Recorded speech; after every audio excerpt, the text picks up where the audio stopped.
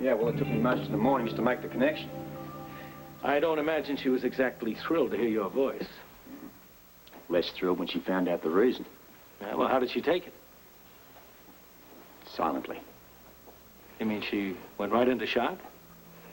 Oh, that's what she wanted me to think. Silence could have meant all sorts of things. But whatever she was thinking, she was pretty careful to hide her reactions. Well, what about when you get down to business? Same silence. I mean, we're not talking about a stupid person here. She's not going to give anything away till she gets all the facts in. Robert, did you tell her exactly what happened? Told her the truth. Stavros broke his neck after falling down the staircase. Ah, but you didn't tell her which staircase. I need to tell her. She'd figured that out. The deal I presented her was a simple one. She buries Stavros, along with everything else, and I forget about the kidnapping of Laura. Ah. Well, how did she respond to that? She hung up on me. Robert, are you worried? No. What concerns me, though, is how I present this Stavros death to the press and public. Well, now, why don't you just tell them the truth? Huh? That Stavros' death was due to an accident that happened at the home of... Oh. Luke Spencer, the mayor of Port Charles. Now, look, if I do that, Burt, I might as well give the guy his impeachment papers. The least you can do is talk to him. He's come all this way down here, and he seems like a nice enough man. Please, Carla, hear what he has to say. I'm not talking to no doctor. I'm sorry, Doctor. She's usually such a nice girl. Not everybody likes to talk about their problems. I don't have a problem. Understand? Something's keeping you away from school. It's none of your business. You know, Carla, if you don't want to talk to me, you don't have to. Well, I don't. So take off. Is it because I'm a doctor? Is that why you don't want to talk to me? I don't want to talk to nobody. All right. But you do have to go back to school. You realize that. Well, we're 16. I'll go back when I'm ready. If I feel like it. Whatever you like. That's why they sent you here, isn't it? That's part of it. Well, then our conversation is over. You like to read? Not especially. And especially not when someone's watching. Seems to me you like to read about running. Carla was city champion. Mama, please. No? I told you I don't want to talk about it. This is between him and me. And I got nothing to say. What event? Hurdles or 100? What difference does it make? Don't you speak English? You heard what I said. Carla? I ain't running no marathons. Well, you're a distance runner. Mile? 2 mile? Lucky guess. Which? Both, man. Are you happy? I'm impressed. City champion in 2 events? Could you just drop it? Carla, tell me what happened. I, messed up my running shoes. I hate dirty shoes. But you still love running. What is the difference? I couldn't run from here to the can if my life depended on it. You know something? Sounds to me like your life does. And you're not doing a very good job of hiding it. Are you satisfied? Are you? Well, what do you want me to do about it? I hurt my foot and I can't run. No more, do you understand? No, I don't understand. Who told you that? My foot told me that. The school nurse, she said it. No nurse is qualified to make that judgment. Well, she did. She even wanted me to see a doctor so he could tell me too. Did you? What? To have him tell me the same thing? No thanks. Too much at stake?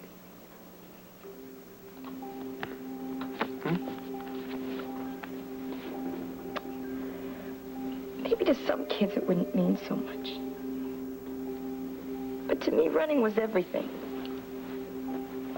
I have no friends at school. No boyfriend. My grades are just average. My whole stupid future was in my feet. And getting a track scholarship. Now I don't stand a chance. Not a chance in the world.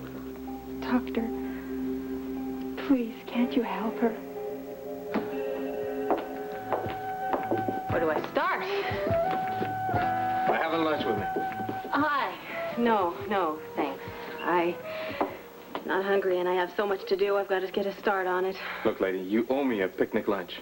I'll be right back. No, I really don't have time. I hope you don't mind, but I had this basket made up for us. Excuse me. Look, Jimmy Lee, when we started this arrangement, we agreed that it would be kept strictly on a professional basis. Oh, well, it is, and it will be. Well, this lunch indicates otherwise. Okay, then, forget the wine. Forget the whole thing. Look, how about if I cross my heart and swear on the good book that this is going to stay strictly business? How do we do that? You can pick out the wallpaper as you're having lunch. What are you going to be doing? Watch. That might get a little boring. Watching you, never.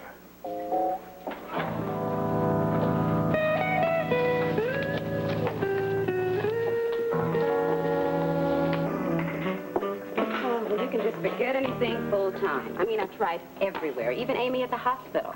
She said it will be 3 months before any clerical jobs open up, and it's the same story everywhere. Come back after the first of the year. Then we'll search for a new apartment then. Why should we wait? There's some perfectly good ones right now. Some...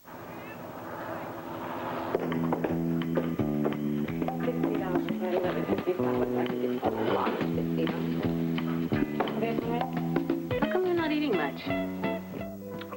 Well, you see, I'm a country boy, and, I guess I don't like this fancy food too much. You know, I've always been curious about that.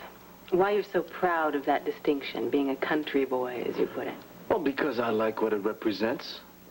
You know, a strong background, good character, clean thoughts. No! What? No, I'm serious. Look, a man's no better than what he thinks of himself. And I'd like to think of myself as pure country. Most people don't need labels. Well, neither do I. I just happen to like mine. Well, I'd better get back to work. Look, you can take the full hour. No, I don't need it. I have a lot of work to do, and it's not getting done while I'm sitting here. But thank you. Lunch was wonderful. Well, I guess you'd like to be left alone to do that. Yes, if the boss wouldn't mind. No, not at all. Go right ahead, Mrs. Putnam. No, I won't let you. Carla, I just want to see whether that nurse was right or not, and I can't do so unless you tell me about your foot. There's nothing to tell. You won't tell me how you hurt it? It doesn't matter. All that matters is I'm not going to run again. Look, I promise I won't examine you. And I'm not going to a hospital either. I'm not asking you to. Just tell me how you hurt it. Like it's going to make some kind of a difference. It might.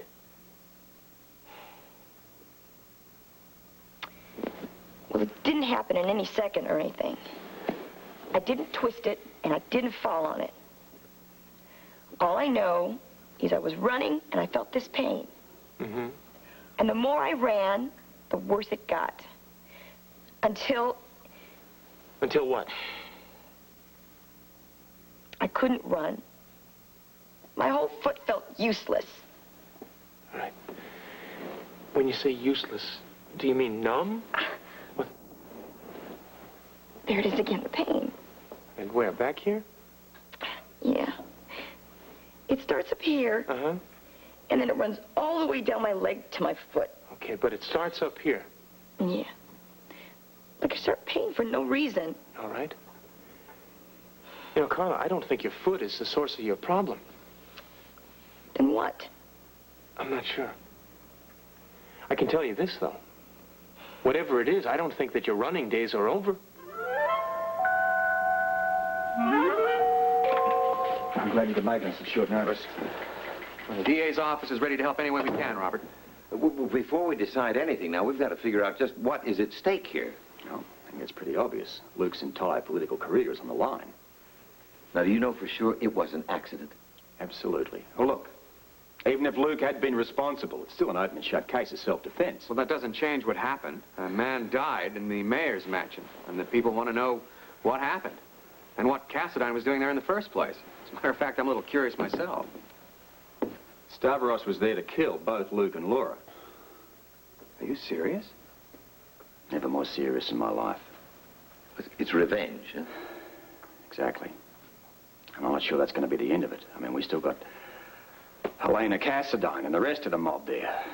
They're not going to let this sort of thing go down without some sort of retaliation. Well, like what? Something not too pretty, you can be sure of that. I mean, we're talking about a monstrous crime family here. Now, the less public we make this, the less chance we have of bringing it all down on both Luke and Laura. Well, then the first thing we have to figure out is just what we're going to tell the press. Yeah. Ed, listen. Are we obligated to tell them anything? Well, we have to say something, or it'll look like a cover-up. Yeah, but how much? That's the question. Too little. Luke's going to look dishonest. Listen, have a seat. Yeah, and too much, and we endanger both of their lives. Not to mention their emotional lives. Now, what with Laura's previous experience with the Cassadines, I mean, this sort of thing could be absolutely devastating. Well, that I can't help you with. I don't even know her.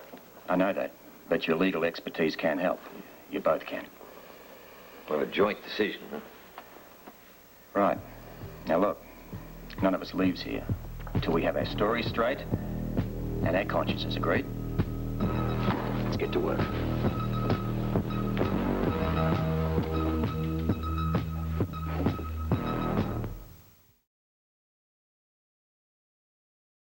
Put out there and see what happens, huh? Let's go over it one more time, just so we're all sure. Right. We announce the death. Our reason? Because the public has a right to the information. And if it was murder, then they'd have a right to know everything. As it stands, I mean, Stavros' death is no more important than the fact that he might have been hit by a car. Still leaves the problem why Stavros was at the house. And handle that with a simple statement. No comment. All right. I'll limit myself to just talking about the accident. A fatal accident caused by his fall. By the way, what was the official cause of death? Broken neck. Might not hurt to mention that, too. All right, I will. Ed, are we legally obligated to tell him any more? We have no obligation whatsoever. You're just recounting the situation to the best of your ability. There was no foul play at the cause of the death, so you have no obligation to reveal anything more than the cause of death. We all stick to the same story, then. It's agreed, then. After that, we deal with the questions as they come. See you tomorrow at the press conference. Take it easy, mate. Thanks for the coffee.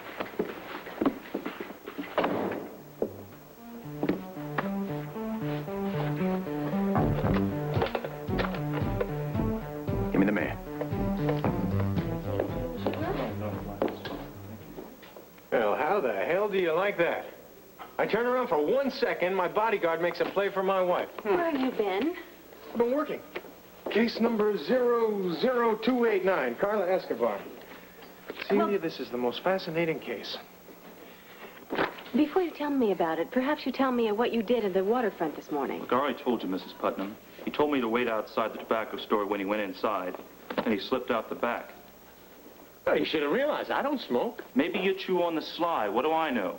Not much if I fooled you that easily. Look, I'm warning you, Dr. Putnam. You pull a stunt like that again and I'll quit. Be waiting in the entry. He's angry. Okay, see it. Grant's been a bad boy. Ball me out, I deserve it. On the contrary, you seem so chipper that... Well, if it's the guard that makes you feel this way, then go ahead. Keep on doing it. No, it has nothing to do with the guard. Celia, it's this case that I'm working on. It's a 17-year-old girl. Oh, she's as cute as a button. If you could see her, you'd fall in love with her. She's an athlete, a runner. And she's convinced that she's got a problem with her foot, but I don't think she does. Well, what makes her think she does? Some nurse at school told her that, and she's afraid to see a doctor to get it confirmed. Well, it looks like Brian picked the right man for the job. Well, I don't know yet. She really doesn't trust me either.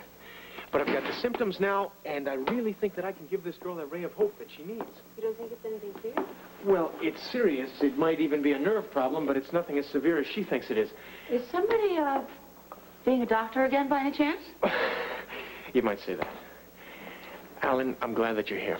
I may need your help. Go ahead. It's a case that Brian and I are working on. A young gal with a foot problem who refuses medical... What do you mean, with a foot problem? Well, she's a track star. She's #1 in the city, in fact. Now, here's a kid who has got a really bright future, and she thinks she's lost it. I think that we can give it back to her. How long she had the problem? A week, maybe 2 weeks. But the pain originates in her hip. That's a good sign. It's a very good sign. Well, I can set up some tests if you like. She'll need x-rays, a complete physical. A neuro exam? Absolutely. There's just one problem. She doesn't have any kind of money. What do you think we have a clinic for? I was hoping you'd say that. Just bring her in. I'll do so as soon as I can. She's still a little leery of doctors. I'll be there whenever you're ready. Thank you, Alan. You're welcome.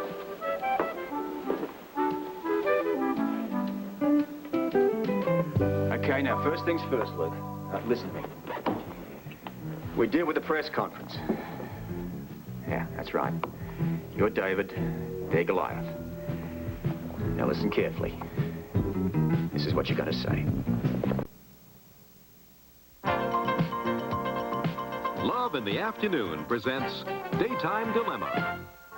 From Ryan's Hope, Jill and Frank's romance is in trouble, and Maggie is the cause. We both like to be #1, and we'll do just about anything to stay that way. You see, I know a little bit about your history in politics, not to mention your love life. Well, I imagine you have quite a history yourself, Maggie. What will happen next? Will Maggie say, "Too bad you didn't meet me before my sister, the saint"? Or Frank, "You can only guess about my past"? Can you predict what Maggie will say? Tune in tomorrow and find out. Now here's yesterday's Daytime Dilemma and its solution. From loving Mike and Anne, once driven together by desire, now torn apart by fate. I thought it'd be better if we talked out here. Why, 'cause Roger's in there? I miss you. Can we get together? What will happen next? Will Anne say, "I'm back with Roger, Mike," or "I will call you soon, I promise I will"? Did you predict the right answer? Here's what happens. I will call you soon, I promise. This Daytime Dilemma has been brought to you by ABC.